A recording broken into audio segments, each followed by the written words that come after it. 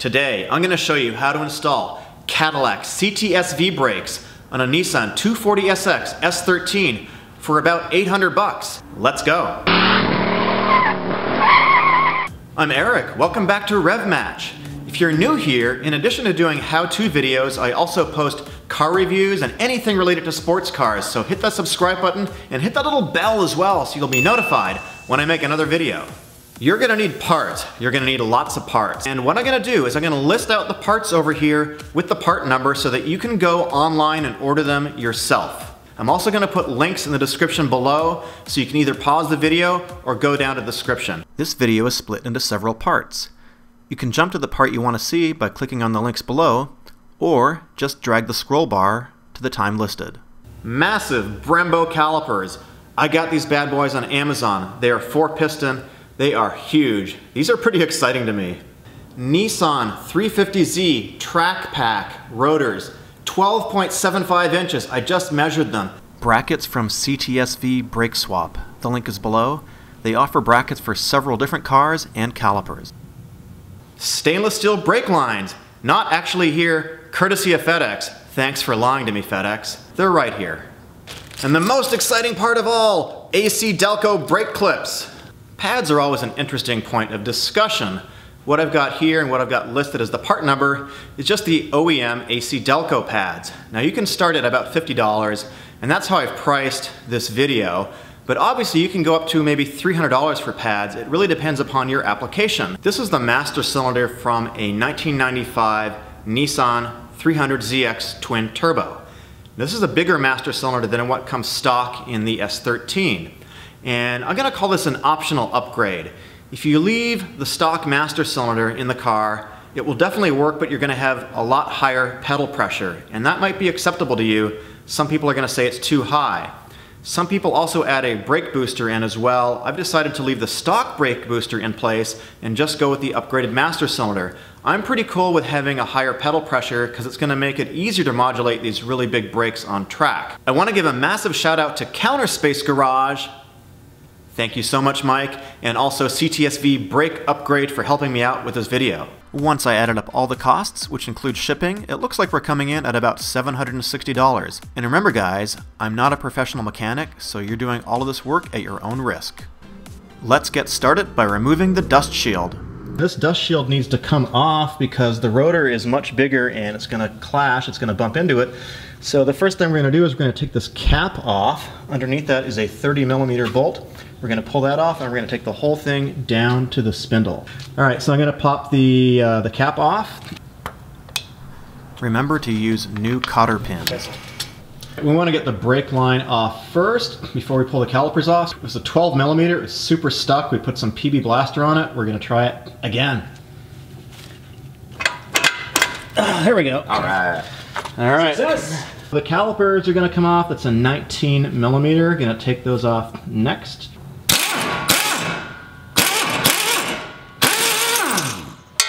Love this.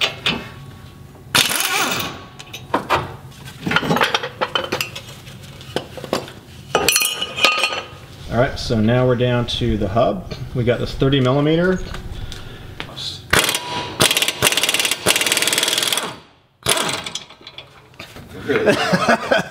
Pull the hub off. And with the screwdriver and just kind of pry it off. Yeah, and just kind of went around. Yep. Put this back on. Gonna put a little grease on there first. It's high temperature synthetic grease. What we need to do next is we need to put a tap in this hole, which means we're gonna make it a little bit bigger. With the CTS-V brake kit, this tap has been provided. So we're gonna tap it from the back like so. What's really important is to get this thing in absolutely straight before we start tapping it. Otherwise we're gonna have a hole at a funny angle and the caliper and the bracket are not gonna match up properly, so we wanna get this as absolutely close to 90 degrees as possible. This is probably the most difficult part of the whole swap. Alright, so the tap has got a square head on it basically, and so what we want to do is, because we don't have a full-on tap handle with both equal sides, we're going to use 2 wrenches to put on it. So we're going to put one on like that, which is a 10mm. 9. And we're going to put another one on like that, and that's how we're going to line the tap, and so we'll have equal pressure on both sides. Hopefully it will go in straight. Good. Does that look good that way? It looks pretty good. Yeah, so we're just lining it up with a ruler just to see that it's 90 degrees. So this tap is really important to get this in straight, so it's going straight down and not at an angle like this or like this. Pretty difficult, so when you're starting it, we have to go really slow and put a lot of pressure down onto it this way. These two wrenches seem to be working okay. Pressure down, just go really slow when you're starting. It's pretty tough to tap it.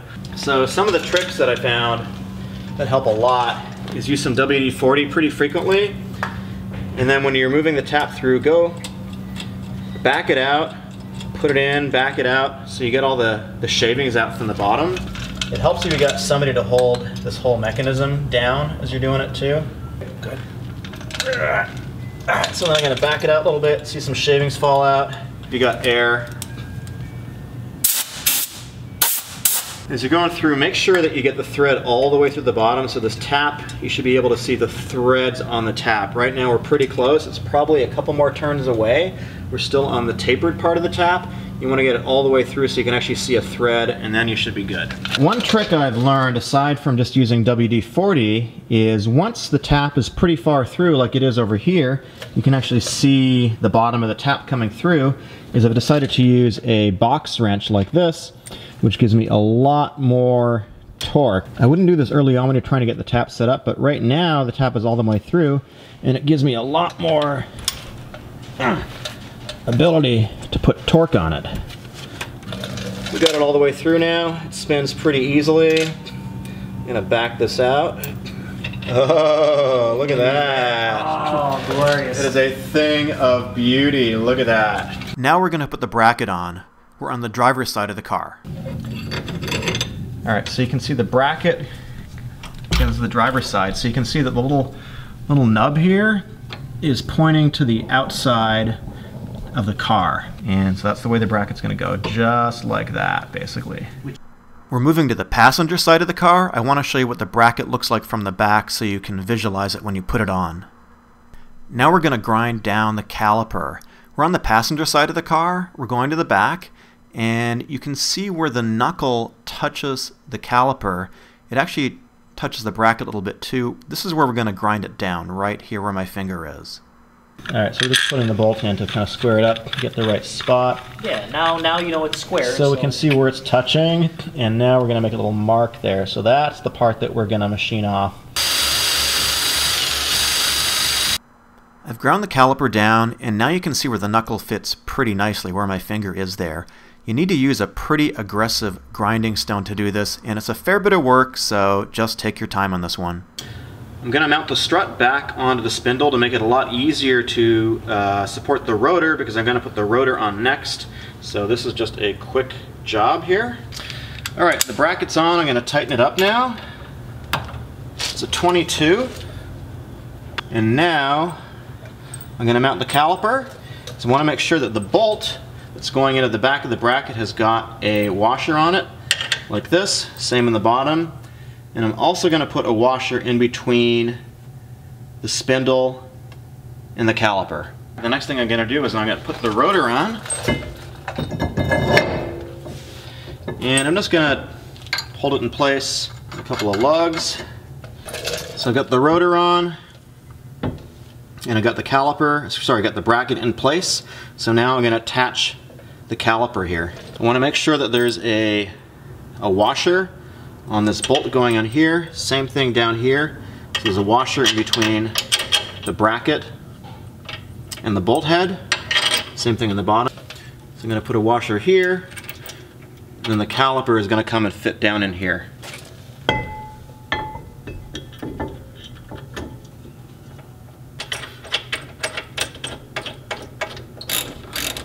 I'm going to put it on loosely right now to see how it lines up.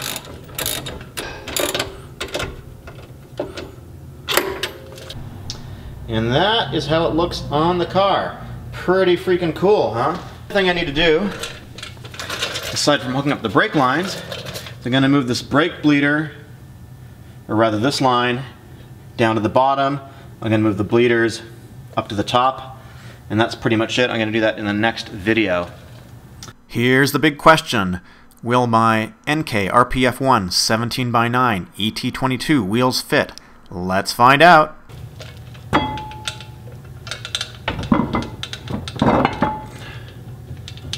Oh yes, it barely fits, but it does fit. I'm going to show you guys in a second. All right, it does fit. Look at that. It barely fits. The gap here between the spokes and the caliper is probably 1 millimeter or less. It just fits. I couldn't tell you if other wheels fit or not. These just fit. I'm excited. I got the Brembos on. I got the calipers on. Same thing. I got the rotors on. Everything is on except for the brake lines and the master cylinder. I'm going to show you guys in the next video how to plumb that up. So stay tuned for that. I'm going to try to get it up as quickly as possible. It's going to be at least a week after this video comes out. These do take a little bit of time to edit. I hope you're enjoying these. I put a lot of effort into them. And if you do, hit that subscribe button and hit that bell so you'll be notified. And I will see you guys in a couple days.